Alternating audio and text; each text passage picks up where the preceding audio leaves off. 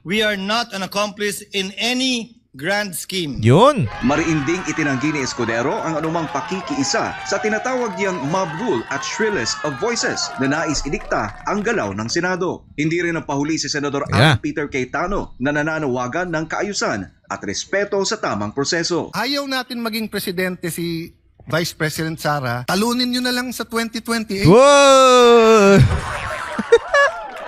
Dami nag-iyakan dito, mga dilaw. Ang yabang daw ni Cayetano. Baka Duterte daw kasi kaya. Pucha, iyak sila eh. Kung ayaw nyong manalo si VP Sara sa 2028 bilang presidente, talunin nyo na lang kasi. Wag na kayong gumawa ng mga paraan na sablay para lang ma-disqualify itong ali na to. Diba? Kasi alam naman natin na wala talaga silang pag-asa kay VP Sara. Walang pag-asa yung mga yan.